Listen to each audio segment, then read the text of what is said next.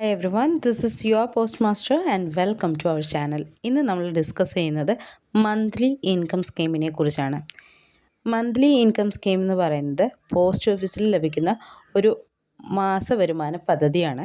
അതായത് നമ്മുടെ കയ്യിലുള്ള ഒരു ലംസം എമൗണ്ട് നമ്മൾ പോസ്റ്റ് ഓഫീസിൽ നിക്ഷേപിക്കുകയാണെങ്കിൽ മാസാമാസം അതിൻ്റെ പലിശ നമ്മുടെ SB അക്കൗണ്ടിൽ ക്രെഡിറ്റ് ആവുന്ന പദ്ധതി. 5 വർഷമാണ് MIS പദ്ധതിയുടെ, അതായത് മന്ത്ലി ഇൻകം സ്കീം പദ്ധതിയുടെ കാലാവധി.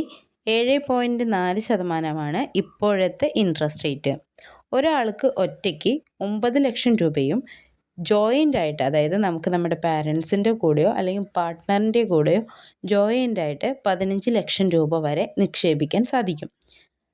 മന്ത്ലി ഇൻകം സ്കീമിൽ നമ്മൾ ഒരു എമൗണ്ട് ഡെപ്പോസിറ്റ് ചെയ്തു, അതോടൊപ്പം തന്നെ ഒരു SB അക്കൗണ്ട് ഓപ്പൺ ചെയ്യുമ്പോൾ ഈ ഡെപ്പോസിറ്റ് ചെയ്തിരിക്കുന്ന എമൗണ്ടിൻ്റെ ഇൻട്രസ്റ്റ് മാസാമാസം നമ്മളുടെ SB അക്കൗണ്ടിൽ ക്രെഡിറ്റ് ആവും.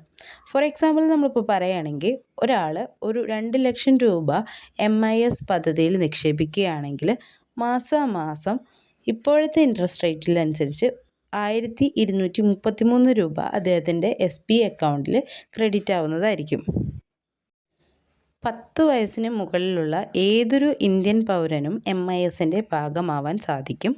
പക്ഷേ 10 വയസ്സിൽ മുകളിലുള്ള കുട്ടികൾ, മൈനറായിട്ടുള്ള കുട്ടികൾക്ക് 18 വയസ്സ് പൂർത്തിയായതിന് ശേഷം മാത്രമാണ് അവരുടെ MIS പിൻവലിക്കാൻ സാധിക്കുകയുള്ളൂ. ബാക്കി മേജറായിട്ടുള്ള 18 ശേഷമുള്ള ഏതൊരു ഇന്ത്യൻ പൗരനും 5 വർഷത്തിന് ശേഷം വേണമെന്നുണ്ടെങ്കിൽ നമുക്ക് എക്സ്റ്റെൻഡ് ചെയ്യാൻ സാധിക്കും. ഇല്ലെങ്കിൽ 5 വർഷത്തെ കാലാവധിയിൽ ഈ പദ്ധതി ക്ലോസ് ചെയ്യാവുന്നതാണ്.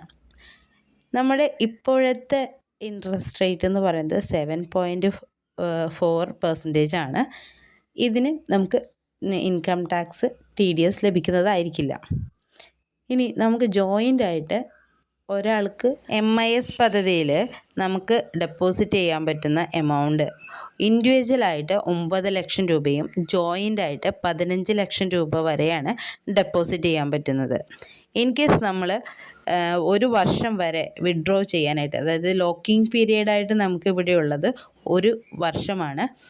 അതിനുശേഷം പ്രീമച്വർ ക്ലോഷർ ചെയ്യുകയാണെങ്കിൽ 1 വർഷത്തിനും 3 വർഷത്തിനും ഇടയിൽ നമ്മൾ പ്രീമച്വർ ക്ലോഷർ ചെയ്യുകയാണെങ്കിൽ 2%, അതായത് നമ്മൾ ഡെപ്പോസിറ്റ് ചെയ്തിരിക്കുന്ന പ്രിൻസിപ്പൽ എമൗണ്ടിൻ്റെ 2% കട്ട് ചെയ്തതിന് ശേഷമാണ് നമുക്ക് തിരികെ ലഭിക്കുക. അതേപോലെ തന്നെ 3 വർഷത്തിനും 5 വർഷത്തിന് ഇടയിലാണ് നമ്മൾ പ്രീമച്വർ ക്ലോഷർ ചെയ്യുന്നതെങ്കിൽ നമ്മൾ ഡെപ്പോസിറ്റ് ചെയ്തിരിക്കുന്ന എമൗണ്ടിൻ്റെ 1% കട്ട് ചെയ്യുന്നതായിരിക്കും. ഇനി നമ്മൾ ഡെപ്പോസിറ്റ് ചെയ്ത ഡെപ്പോസിറ്റർക്ക് എന്തെങ്കിലും സംഭവിച്ചു കഴിഞ്ഞാൽ അദ്ദേഹത്തിൻ്റെ നോമിനി ആരാണോ ആൾക്ക് നിങ്ങൾ ഡെപ്പോസിറ്റ് ചെയ്തിരിക്കുന്ന പ്രിൻസിപ്പൽ എമൗണ്ട് പ്ലസ് അതുവരെയുള്ള ഇൻട്രസ്റ്റ് ലഭിക്കുന്നതായിരിക്കും. ഇനി ഹസ്ബൻഡ് ആൻഡ് വൈഫ് അല്ലെങ്കിൽ 2 പേര് ജോയിൻ്റ് ആയിട്ട് ചെയ്തിരിക്കുന്ന ഒരു MISൽ ആർക്കെങ്കിലും ഒരാൾക്ക് എന്തെങ്കിലും സംഭവിച്ചു കഴിഞ്ഞാൽ ജോയിൻ്റ് എന്നുള്ള അക്കൗണ്ട് സിംഗിളായിട്ട് മാറുകയും അത് കണ്ടിന്യൂ ചെയ്തു പോവുകയും കാലാവധി പൂർത്തിയാവുമ്പോൾ നമുക്ക് ആ എമൗണ്ട് തിരിച്ച് കിട്ടുന്നതായിരിക്കും. MIS അക്കൗണ്ട് തുടങ്ങാനായിട്ട് നമുക്ക് ആവശ്യമായിട്ടുള്ളത് 2 ഫോട്ടോ, ID പ്രൂഫ്, ആധാർ കാർഡിൻ്റെ കോപ്പി, പാൻ കാർഡിൻ്റെ കോപ്പി.